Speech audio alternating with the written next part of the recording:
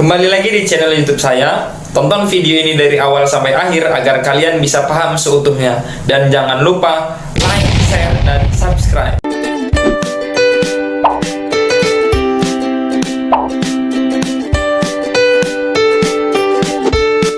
Assalamualaikum warahmatullahi wabarakatuh. Salam sejahtera untuk kita semua. Salam Om Swastiastu, Namo Buddhaya, salam kebajikan, Rahayu. Berjumpa lagi dengan saya Yogi Agung Pratama SPD ya, sebagai guru mata pelajaran prakarya di SMA Negeri 5 Bagan Sinembah. Di masa pandemi ini kita melaksanakan pembelajaran secara daring. Marilah sama-sama kita patuhi protokol kesehatan oleh pemerintah, pakai masker saat keluar rumah, rajin mencuci tangan dengan sabun, serta jaga jarak atau social distancing. Alangkah baiknya sebelum kita memulai aktivitas belajar, marilah sama-sama kita berdoa sejenak menurut agama dan kepercayaan masing-masing. Adapun materi yang akan saya bahas pada kesempatan ini yaitu mengenai tahapan-tahapan produksi. Mari kita pahami terlebih dahulu tentang bangun datar. Bangun datar adalah sebutan untuk bangunan-bangunan dua dimensi. Bangunan dua dimensi adalah bangun datar yang memiliki luas dan keliling, atau bangun yang hanya terlihat dari dua arah atau dua sisi. Yang pertama, jenis dan karakteristik bahan dan alat kerajinan bahan limbah berbentuk bangun datar. Kerajinan dari limbah terdiri dari dua jenis, yaitu limbah organik dan limbah anorganik. Limbah organik ini merupakan limbah yang bisa dengan mudah untuk diuraikan atau mudah membusuk seperti limbah dedaunan, kulit telur, kulit buah, atau sayuran. Sedangkan limbah anorganik merupakan jenis dari limbah yang berwujud padat, sangat sulit atau bahkan sulit untuk diuraikan atau tidak bisa sama sekali membusuk, seperti limbah sampah plastik, logam, kaca, plastik, dan kaleng. Berikut ini contoh karakteristik alat kerajinan payung dari kertas semen yang digunakan seperti pensil, gunting, lem atau lem kertas merek Fox, kemudian bambu dengan diameter 3 cm, dan cat air. Nah, kedua jenis limbah tersebut dapat dimanfaatkan kembali menjadi berbagai macam produk kerajinan tangan yang mempunyai nilai estetika dan memiliki nilai jual yang tinggi, sehingga mampu mendapatkan keuntungan dari hasil jual. Yang kedua, macam-macam kerajinan bahan limbah berbentuk bangun datar.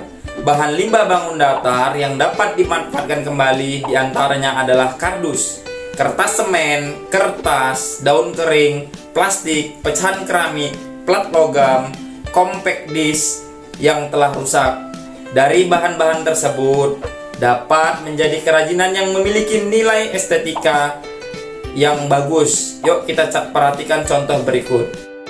Contoh produk keterampilan dari bahan kardus. Di sini dapat dilihat ada keterampilan berbentuk box untuk penyimpanan bahan-bahan peralatan rumah tangga. Ya, mempunyai nilai yang estetis dan bisa dipergunakan untuk kepentingan seperti menyimpan tisu, kemudian menyimpan uang, kemudian menyimpan peralatan-peralatan yang penting lainnya. Berikutnya contoh produk keterampilan dari dedaunan. Dapat dilihat di sini bentuknya yaitu hiasan dinding. Kemudian ada contoh produk kerajinan dari kertas. Dapat dilihat di sini ada payung kertas. Nah, payung kertas ini bisa dijadikan suatu karya atau kerajinan tangan yang kekinian, seperti dapat dilihat di sini dijadikan tempat foto instagramable. Lihat di sini ada para wanita yang berfoto dengan menggunakan payung kertas. Kemudian contoh produk kerajinan dari plat logam. Dapat dilihat di sini ada burung garuda. Ya, ini bisa ditempelkan di kantor-kantor atau di perusahaan-perusahaan agar lebih mencintai tanah air dengan adanya hiasan dinding tersebut. Yang ketiga, teknik produksi kerajinan bahan limbah berbentuk bangun datar. Penerapan ilmu dan teknologi untuk menyelesaikan permasalahan manusia. Hal ini diselesaikan lewat pengetahuan matematika, dan pengalaman praktis yang diterapkan untuk mendesain objek atau proses yang berguna. Berikut beberapa macam teknik produksi yang dapat dipilih produsen untuk melakukan proses produksi adalah: 1. Proses fabrikasi. Proses menggunakan alat mesin untuk menjadikan bentuk baru tanpa harus sejenis dengan aslinya, seperti proses pembuatan sepatu, pembuatan tas, dan lain-lain. Yang kedua, proses ekstraktif.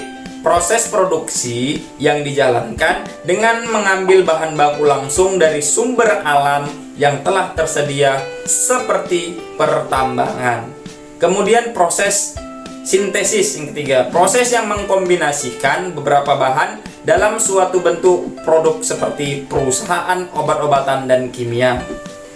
Kemudian ada proses analitis, proses yang menguraikan atau memisahkan dari suatu bahan mentah tertentu menjadi beberapa macam bentuk yang menyerupai jenis aslinya, seperti bahan bakar minyak atau BBM, kemudian aspal, dan lain-lain.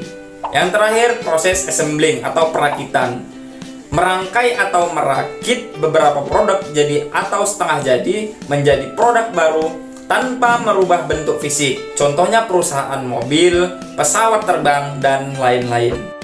Yang keempat, tahapan proses produksi kerajinan bahan limbah berbentuk bangun datar.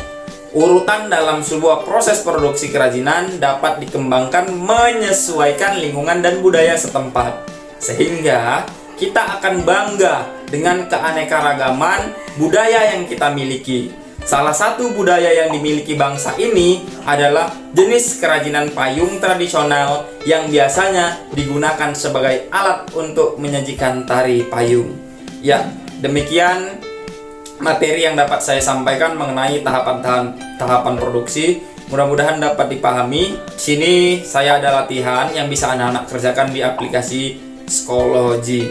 Mungkin itu saja yang dapat saya sampaikan. Ingat, belajar bukan hanya sekedar membaca, tetapi juga memahami.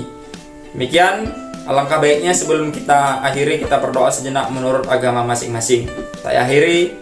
Billahi taufik wal hidayah. Wassalamualaikum warahmatullahi wabarakatuh. Salam sejahtera untuk kita semua.